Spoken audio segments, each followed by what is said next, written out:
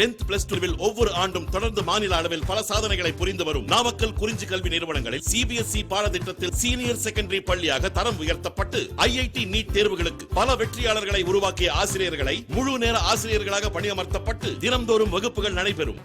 Okay, next பாருங்க, நம்ம வந்து +1 டாபிக்ல வந்து பாத்தீங்க அப்படின்னா நெக்ஸ்ட் பார்க்கக்கூடியது herbarium preparation and uses. Herbarium preparation and uses. Okay, ஹெர்பேரியா அப்படின்னு சொல்லுவாங்க. ஹெர்பேரியம் அப்படிங்கிறது ஆக்சுவலாக என்ன மீனிங் அப்படின்னா, இது ஆக்சுவலாக ஒரு இடத்தோட பேர். ஓகேங்களா? அப்போ அந்த பிளேஸ் வந்து நம்ம என்ன சொல்கிறோம் அப்படின்னா ஹெர்பேரியம் அல்லது ஹெர்பேரியா அப்படின்னு சொல்லக்கூடியது. அப்போ அந்த இடத்துல என்ன பண்ணுறாங்க அப்படின்னா அதிகமான பிளான்ட்டை வந்து ப்ரிசர்வ் பண்ணி வைக்கிறாங்க. அதுதான் நம்ம என்ன சொல்கிறோம் அப்படின்னா ஹெர்பேரியம் அப்படின்னு சொல்லக்கூடியது. அப்போ herbaria are store houses or preserved plant collection.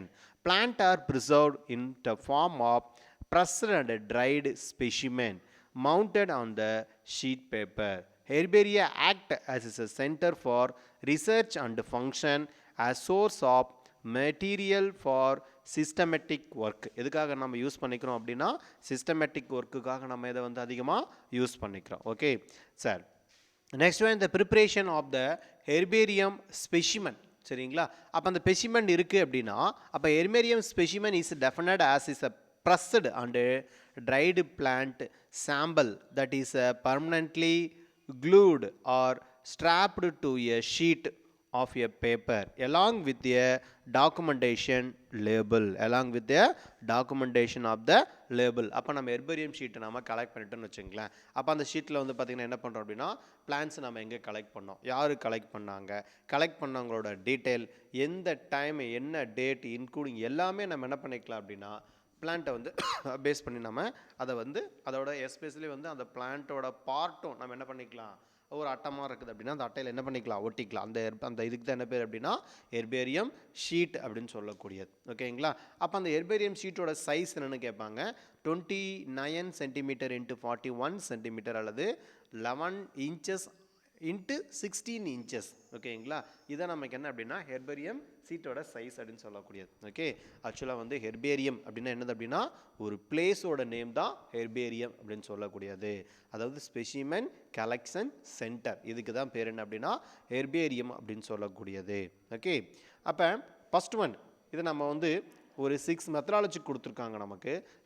பிளான்ட்டை வந்து பார்த்திங்க அப்படின்னா எப்படி நம்ம ப்ரிசர்வ் பண்ணுறது, ஹெர்பேரியம் எப்படி ப்ரிப்பேர் பண்ணுறது அப்படிங்கிறத பேஸ் பண்ணி ஒரு 6 டாக்குமெண்டேஷன் கொடுத்துருக்காங்க. ஃபஸ்ட் மெத்தட் நமக்கு என்ன அப்படின்னா பிளான்ட் கலெக்ஷன் அப்படின்னு சொல்லக்கூடியது. அதுக்கு அடுத்தது documentation of field site data, preparation of the plant specimen, mounting herbarium specimen, herbarium label, protection of herbarium sheet against mould and insect. அதாவது நம்ம ஒரு சில சின்ன சின்ன பூச்சி மாதிரி இருக்கும், பூஞ்சை இந்த மாதிரி இருக்கக்கூடியதில் வந்து நம்ம எப்படி வந்து அந்த ஹெர்பேரியம் சீட்டை வந்து பாதுகாக்கிறது அப்படிங்கிறத வந்து பார்த்திங்க அப்படின்னா இந்த ஹெர்பேரியம் சீட்டோட கலெக்ஷன் மெத்தட். ஆக்சுவலாக வந்து மோஸ்ட்லி இதெல்லாம் என்ன பண்ணுவாங்க அப்படின்னா நான் படிக்கிற காலத்தில் வந்து பார்த்திங்க அப்படின்னா இந்த ஹெர்பேரியம் சீட்டை கலெக்ட் பண்ணுறதுக்கு ஒரு பர்டிகுலராக வந்து ஒரு பெரிய ஹில்ஸ் இருக்குன்னு வச்சுங்களேன். அந்த பிளேஸில் போயிட்டு நாங்கள் என்ன பண்ணுவோம் அப்படின்னா என்னென்ன பிளான்ட் வேணுமோ அந்த பிளான்ட் எல்லாம் கலெக்ட் பண்ணிட்டு வருவோம். கலெக்ட் பண்ணிட்டு வந்து என்ன பண்ணுவோம் அப்படின்னா ஒரு நியூஸ் பேப்பர் இருக்கு இல்லையா, அப்போ அந்த நியூஸ் பேப்பரில் வச்சு என்ன பண்ணுவோம் அப்படின்னா அடியில் வச்சுட்டு அப்படியே ஃபுல்லாக ட்ரை பண்ணிக்கும். ஓகேங்களா? ஒரு 1 வீக் 2 வீக் அப்படியே ஃபுல்லாக வச்சுட்டோம். நமக்கு என்ன ஆகும் அப்படின்னா அதில் இருக்கிற ஈரப்பதம் ஃபுல்லாக ட்ரை ஆகும். தொடர்ந்து 3 டேஸ்க்கு 4 டேஸ்க்கு ஒன்ஸ் என்ன பண்ணுவாங்க அப்படின்னா நமக்கு வந்து அந்த பேப்பரை வந்து நமக்கு மாற்றிக்கிட்டே இருப்பான். சரிங்களா? இப்போ மாற்றி முடிச்சதுக்கப்புறம் டோட்டலாக கம்ப்ளீட்டாக என்ன ஆகும் அப்படின்னா ட்ரை ஆயிரும். அப்போ ட்ரை ஆகிறதுக்கு முன்னாடி என்ன பண்ணுவாங்க அப்படின்னா அந்த பிளான்ட்டில் வந்து பார்த்திங்கன்னா நாப்தலினோ அந்த அல்லது நமக்கு கார்பன் டை சல்ஃபைடுன்னு சொல்லுவாங்க, இந்த சப்ஸ்டன்ஸ் என்ன பண்ணுவாங்க அப்படின்னா மேலே ஆட் பண்ணுவாங்க. எதுக்காக அந்த மாதிரி ஆட் பண்ணுறாங்க அப்படின்னா நமக்கு ஒரு பூச்சியோ ஒரு ஃபங்கஸோ நமக்கு அட்டாக் ஆகாமல் இருக்கணும் அப்படிங்கிறதுக்காக என்ன பண்ணுவாங்க அப்படின்னா ஆட் பண்ணுவாங்க. அதுக்கப்புறம் ஃபுல்லாக ட்ரை ஆனதுக்கு அப்புறமேட்டு தான் என்ன பண்ணுறது அப்படின்னா நம்ம வந்து ஒரு ஃபார்மலின் அப்படின்னு சொல்லக்கூடிய ஒரு கெமிக்கல் சப்ஸ்டன்ஸ் இருக்கும். அந்த ஃபார்மலின் கெமிக்கல் சப்ஸ்டன்ஸ் என்ன பண்ணுவாங்க அப்படின்னா பிளான்ட்டை ஃபுல்லாக டிப் பண்ணி எடுத்து அதுக்கப்புறம் அதை என்ன பண்ணுவாங்க நல்லா காய வைப்பாங்க. காய வச்சதுக்கப்புறம் அந்த ஹெர்பேரியம் சீட் இருக்கு இல்லையா அதில் எடுத்து அப்படியே ஒட்டிடுவாங்க. சரிங்களா? அதில் பேஸ்ட் பண்ணும்போது என்னென்ன இருக்கும் அப்படின்னா மார்ஃபாலஜிக்கல் கேரக்டர் ரொம்ப முக்கியம்.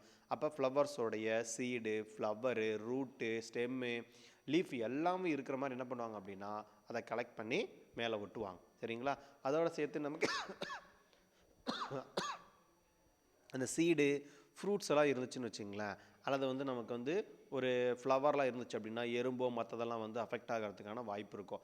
அப்போ அந்த மாதிரி இருக்கக்கூடிய போலன் கிரெயின்ஸ் அதெல்லாத்துல என்ன பண்ணுவாங்க அப்படின்னா ஒரு பிளாஸ்டிக் பேப்பரை வச்சு நம்ம மேலே வந்து பார்த்திங்க அப்படின்னா அதை என்க்ளோஸ் பண்ணி பின் பண்ணிடுவாங்க. சரிங்களா? அப்போ வந்து ஒரு பிளான்ட்டை பார்க்கும்போது இது என்டையர் டீட்டெயில் நமக்கு என்ன பண்ணுவோம் அப்படின்னா ஈஸியாக ஐடென்டிஃபிகேஷன் ஆகும். சரிங்களா? அப்போ எக்ஸாம்பிள் வந்து நம்ம ஊரில் கேத்ரந்தா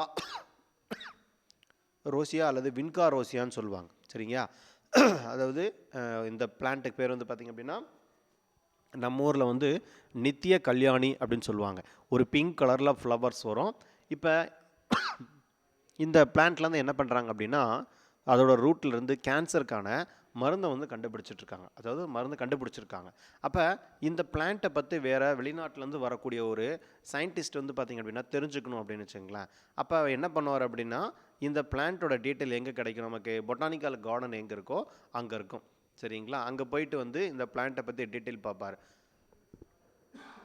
அப்போ டீட்டெயில் பார்க்கும்போது எங்கே கலெக்ட் பண்ணியிருக்காங்க, இந்தியாவில் எங்கே, தமிழ்நாட்டில் எங்கே அப்படின்னா ஒரு பர்டிகுலர் பிளேஸ், ஒரு திருநெல்வேலி, ஒரு தஞ்சாவூர் அப்படின்னா அந்த பிளேஸ்க்கு என்ன பண்ணுவார், டைரெக்டாக போயிட்டு அங்கே வந்து பார்த்திங்கன்னா இந்த பிளான்ட் அதிகமாக கிடைக்குதா உடனே அந்த பிளான்ட் என்ன பண்ணுவார், அதை எடுத்து ரூட்டில் வந்து பார்த்திங்கன்னா என்ன சப்ஸ்டன்ஸ் இருக்குது, அது ஏன் கேன்சரை க்யூர் பண்ணுதுன்னா க்யூர் பண்ணுறதுக்கான மெடிசின்ஸ் ப்ராப்பர்ட்டிஸ் என்ன இருக்குது அப்படிங்கிறது என்ன பண்ணுவார் ஈஸியாக ஒரு ரிசர்ச் பண்ணுறதுக்கு வந்து பார்த்திங்கன்னா ஒரு யூஸ்ஃபுல்லாக இருக்கும். ஓகேங்களா?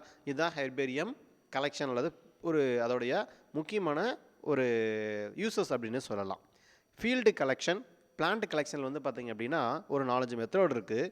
ஃபஸ்ட்டு ஒன்று நமக்கு வந்து பிளான்ட்டில் வந்து ஃபீல்டு கலெக்ஷன் அப்படின்னா நான் சொன்ன மாதிரி ஒரு பெரிய ஹில்ஸ் இருக்கும். அந்த ஹில்ஸில் போயிட்டு என்ன பண்ணுவாங்க அப்படின்னா இந்த பிளான்ட்ஸ் எல்லாம் கலெக்ட் பண்ணுவாங்க. அதுக்கப்புறம் லிக்யூட் ப்ரிசர்வ்டு கலெக்ஷன், அதுக்கப்புறம் living collection for the molecular studies வந்து பார்த்திங்க அப்படின்னா யூஸ் பண்ணிக்குவாங்க. ஓகே. அடுத்தது documentation of the field site data. அப்போ எந்த பர்டிகுலர் பிளேஸில் வந்து நம்ம கலெக்ட் பண்ணுறோம், நம்ம கலெக்ட் பண்ணுறதுக்கு யார் ஹெல்ப் பண்ணாங்க அல்லது யார் கலெக்ட் பண்ணாங்க, எந்த டேட்டு இன்க்ளூடிங் வந்து பார்த்திங்க அப்படின்னா நம்ம அந்த ஹெர்பேரியம் ஷீட்டில் வந்து மென்ஷன் பண்ணி வச்சுருப்போம். அடுத்தது preparation of the plant specimen, mounting herbarium specimen. இப்போ மவுண்டிங் பண்ணுறதுக்கு வந்து பார்த்திங்க அப்படின்னா நம்ம என்ன பண்ணுவோம் அப்படின்னா இந்த கெமிக்கல் சப்ஸ்டன்ஸ் எல்லாம் யூஸ் பண்ணுவோம். சரிங்களா?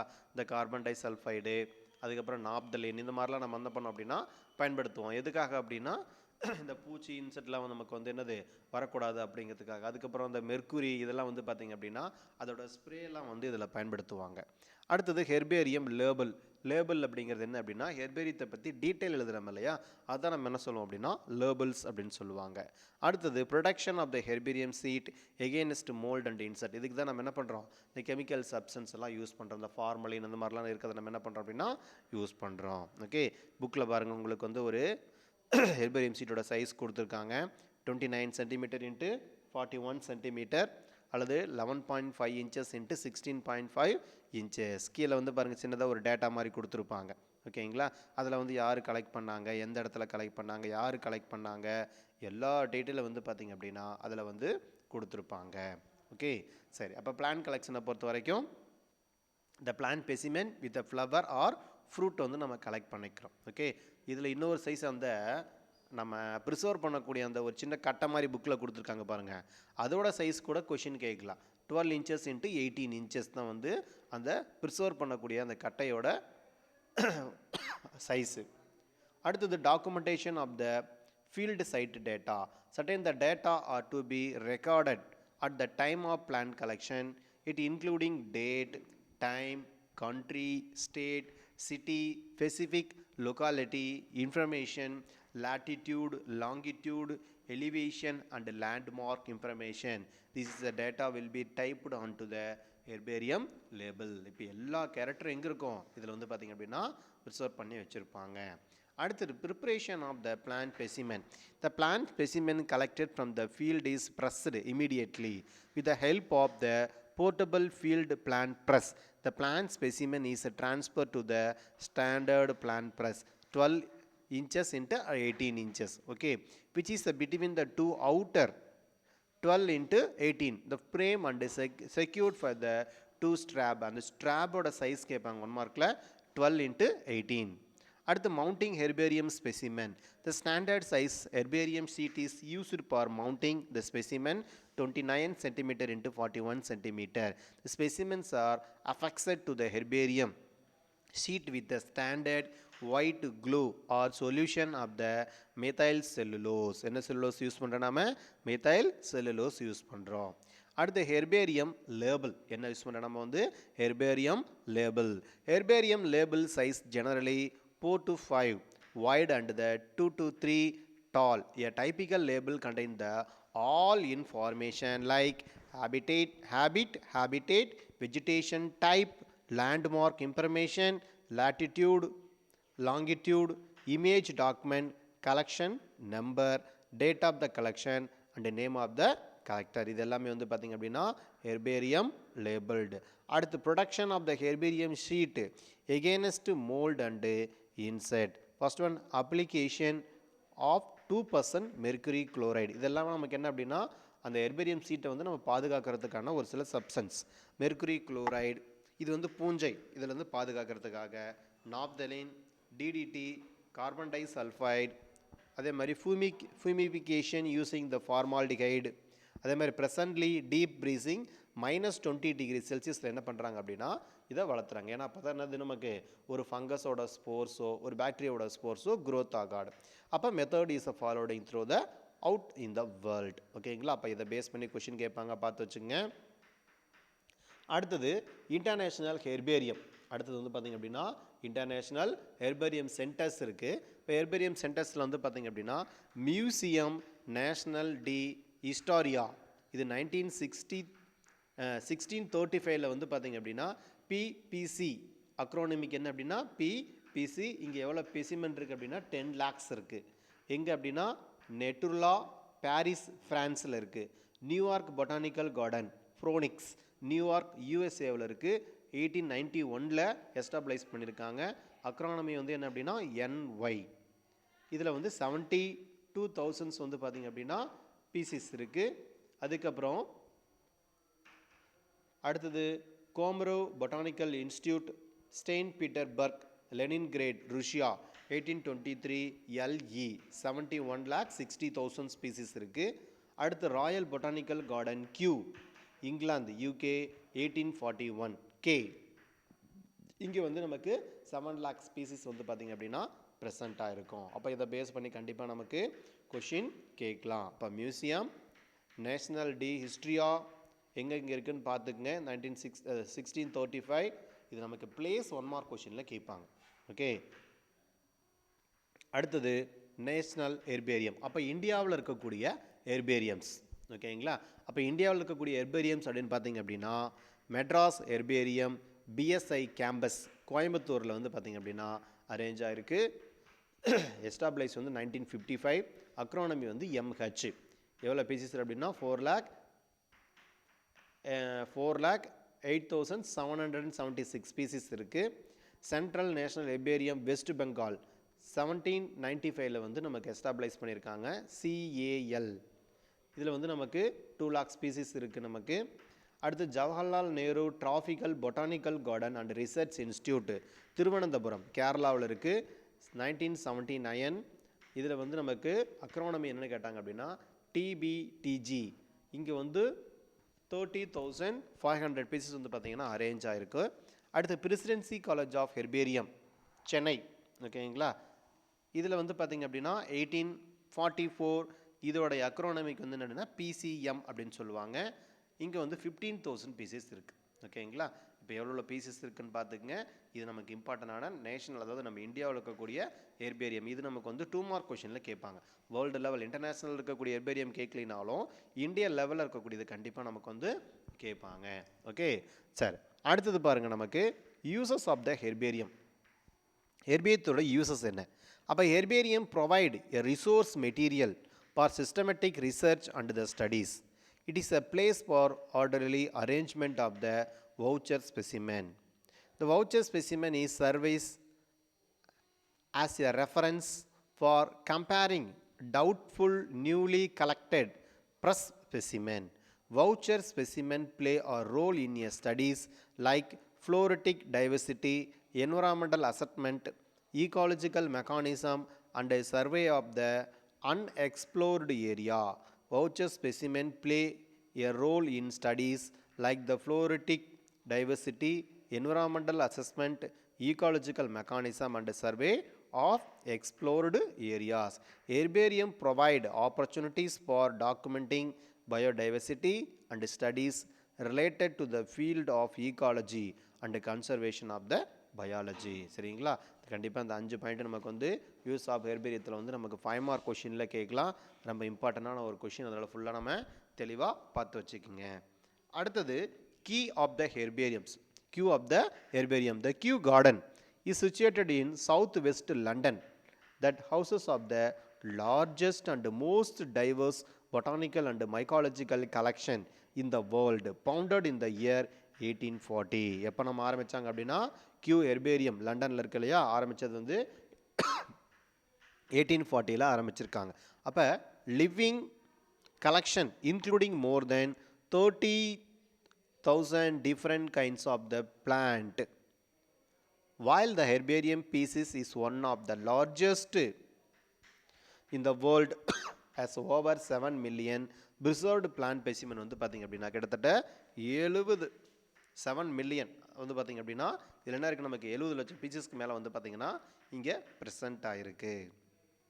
The library contain the more than 75,000 volume and there is a illustration and also a collection more than 1,75,000 print books, photographs, letters, manuscript, periodicals, map and botanical illustration எல்லாமே வந்து பார்த்தீங்க அப்படின்னா இந்த Q ஹெர்பேரியத்தில் வந்து பார்த்தீங்க அப்படின்னா ப்ரெசென்ட் ஆகிருக்கும். அப்போ வேர்ல்டில் வந்து பார்த்தீங்க அப்படின்னா இம்பார்ட்டண்டான ஒரு பிளேஸ் எது அப்படின்னா இதுதான். இன்டர்நேஷ்னல் அதே மாதிரி பொட்டானிக்கல் கார்டன் அப்படின்னா நியூயார்க் பொட்டானிக்கல் கார்டன் யூஎஸ்ஏவில் இருக்குது. ராயல் பொட்டானிக்கல் கார்டன் கியூ இங்கிலாந்தில் இருக்குது. Botanical garden of the New South Wales சிட்னியில் இருக்குது. Rio de Janeiro botanical garden பிரேசிலில் இருக்குது. ஓகே, சரி. அடுத்தது கிளாசிஃபிகேஷன் ஆஃப் த பிளான்ட். பிளான்ட்டை வந்து பார்த்திங்க அப்படின்னா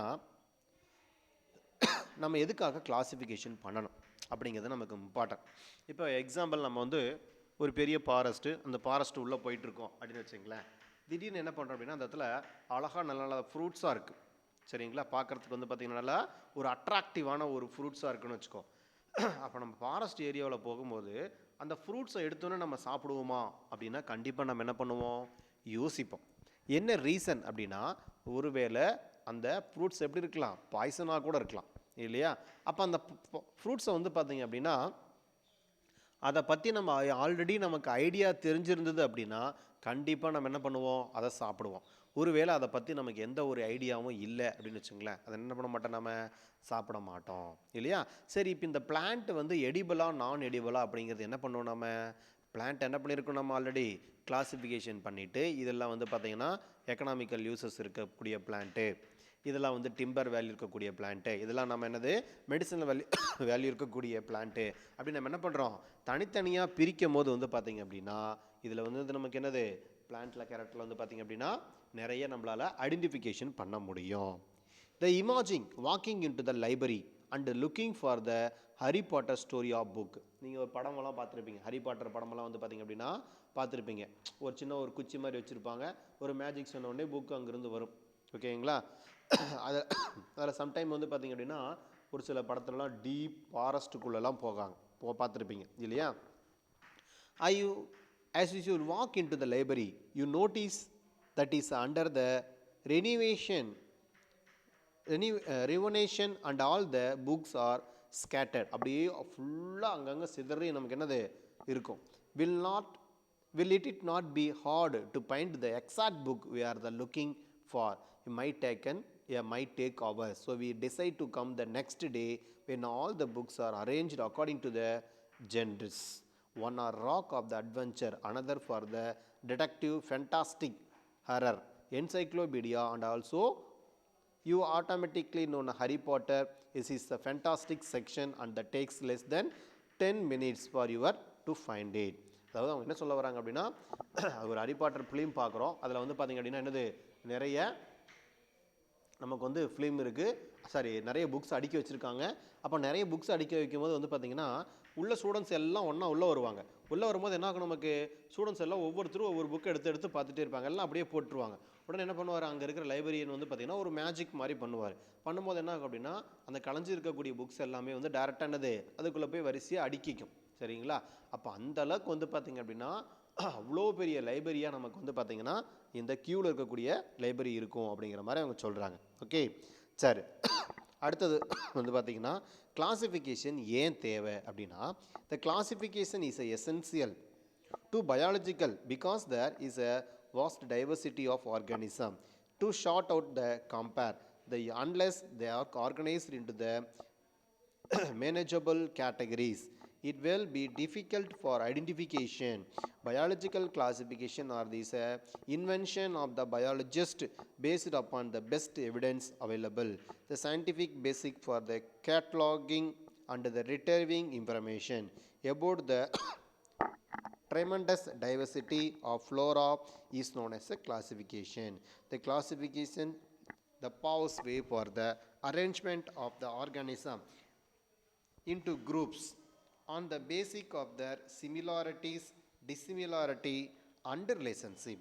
அதாவது அது ஒரு பிளான்ட்டுக்கும் இன்னொரு பிளான்ட்டுக்கும் உள்ள அதோடைய தொடர்பு அல்லது வேறுபாடு, இதை வந்து நம்ம வந்து என்ன பண்ண முடியும், ஈஸியாக வந்து பார்த்திங்க அப்படின்னா ஐடென்டிஃபிகேஷன் பண்ண முடியும். This purpose of the classification is to provide a systematic arrangement, the expressing in the relationship between the organism. The taxonomists have assigned a method of classifying organism which is called the rank. இது question கேட்பாங்க, ரேங்க்னா என்னன்னு கேட்பாங்க. அப்போ rank அப்படிங்கிறது எதை base பண்ணியிருக்கு, taxonomy have the assigned a method of the classification organism which are called the rank. This a taxonomy rank or the hierarchical. This a scheme of the classification has to be flexible, allowing to the newly discovered living organism to be added whether they fit best. Okay, அடுத்தது need for the classification. இது 3 mark கொஸ்டினில் கேட்பாங்க. need for the classification, எதுக்காக நமக்கு வந்து classification தேவை. First point, understanding the classification of the organism can gives an insight into the other field and has a significant practical value. The classification help us to know about the different taxa, their phylogenetic relationship and the exact position. It is help to train the students of the plant science with the record to the diversity of organism and their relationship with the other biological branches.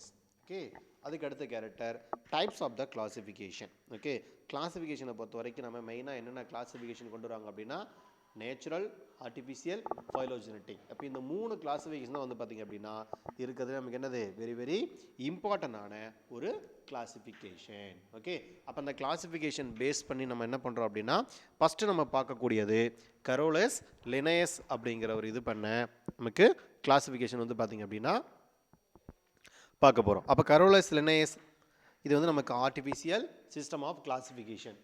Okay, artificial system of classification, artificial system of classification சொல்லக்கூடியது. அப்போ types of the கிளாசிஃபிகேஷனில் வந்து பார்த்திங்க அப்படின்னா the taxonomy entities the classified in the 3 ways, artificial, natural and phylogenetic classification. Okay, சரி, இதில் நம்ம first என்ன பார்க்க போகிறோம் அப்படின்னா நமக்கு ஃபஸ்ட்டு கொடுத்துருக்கிறது வந்து ஆர்டிஃபிஷியல் சிஸ்டம் பார்க்க போகிறோம். இப்போ ஆர்டிஃபிஷியல் சிஸ்டத்தை பொறுத்த வரைக்கும் நமக்கு இது கொண்டு வந்தது யார் அப்படின்னா கரோலஸ் லினேயஸ் அப்படிங்கிறவர் தான் முத கொண்டு வந்தார். அதாவது 1707 இருந்து 1778 வரைக்கும் was a great Swedish botanist. இவர் எந்த நாட்டை சார்ந்தவர் அப்படின்னா ஸ்வீடன் நாட்டை சார்ந்தவர். And said to be a father of taxonomy. இவர் தான் யார் அப்படின்னா father of taxonomy. Okay, Carolus Linnaeus யார் அப்படின்னா father of taxonomy. He outlined an artificial system of classification in the Species Plantarum. என்ன புக் அவர் எழுதுறாரு, Species Plantarum. ஏன்னா இந்த புக்கில் தான் முத என்ன பண்ணுவார் அப்படின்னா இந்த பைனாமியல் நாமன்கல்ச்சர் அப்படிங்கிறத வந்து முத கொண்டு வருவார். So Species Plantarum in 1753 wherein he is listed and he described 7500 species. எவ்வளோ பீசஸ் பண்ணுறாங்க அப்படின்னா 7300 species and are arranged in 24 classes, mostly on the basic of numbers. இதில் வந்து union, adhesion and cohesion. Union என்ன அப்படின்னா adhesion and cohesion. Length and distribution of the stamen. Length and distribution of the stamen. The classes were further subdivided on the basis of carpal characteristics into the order. Hence the system of classification also known as a sexual system of classification. இதுக்கு இன்னொரு பேர் என்ன அப்படின்னா sexual system of classification. Mostly வந்து ஏன் இதை வந்து நம்ம sexual system of classification அப்படின்னு சொல்கிறோம் அப்படின்னா இவர் வந்து நான் நிறைய செக்ஷுவல் கேரக்டருக்கு இம்பார்ட்டன்ட் கொடுத்துருப்பார். அதாவது ஆண்ட்ரீஷியம் கைனிஷோட கேரக்டருக்கு என்ன பண்ணியிருப்பார் அப்படின்னா இம்பார்ட்டன்ட் கொடுத்துருப்பார். அதை பேஸ் பண்ணி தான் வந்து பார்த்திங்க அப்படின்னா கிளாசிஃபிகேஷனே கொண்டு வந்திருப்பார். அதாவது 24 classes recognised by the Linnaeus in cases Species Plantarum. எப்போ அப்படின்னா 1753 on the basic of the stamen. எதை வச்சு பிரிக்கிறார் அவர்? ஸ்டேமனை வச்சு தான் பிரிக்கிறார். ஓகே, ஃபஸ்ட்டு பாருங்கள், மொனாண்ட்ரியா அப்படின்னா எத்தனை ஸ்டேமன் இருக்கும்? ஒரே ஒரு ஸ்டேமன் மட்டும் இருக்கும். அடுத்தது டயாண்ட்ரியா, 2 ஸ்டேமன் மட்டும் இருக்கும். அடுத்தது ட்ரையாண்ட்ரியா, 3 ஸ்டேமன் மட்டும் இருக்கும். டெட்ராண்ட்ரியா 4 ஸ்டேமன் இருக்கும். பென்டாண்ட்ரியா 5 ஸ்டேமன் இருக்கும். Up to 24th classes of the Cryptogamia. அதுக்கப்புறம் 6லேருந்து 26 வரைக்கும் வந்து பார்த்திங்க அப்படின்னா ஃப்ளவர்லெஸ் பிளான்ட். இதில் என்னது நமக்கு? ஃப்ளவர்லெஸ் பிளான்ட். ஃப்ளவர் எதுவுமே இருக்காது. ஓகே, அப்போ இதை பேஸ் பண்ணி தான் என்ன பண்ணியிருக்காரு அவர்? அதாவது ஸ்டேமனை பேஸ் பண்ணி பிளான்ட்டை வந்து கிளாசிஃபிகேஷன் பண்ணியிருக்காரு. மொனாண்ட்ரியா, டயாண்ட்ரியா, ட்ரையாண்ட்ரியா, டெட்ராண்ட்ரியா, பென்டாண்ட்ரியா அப் டு 24th கிளாஸஸ். கிரிப்டோகேமியாங்கிறது வந்து பார்த்திங்க அப்படின்னா ஃப்ளவர்லெஸ் பிளான்ட். 1 மார்க் கொஷனில் கேட்பாங்க.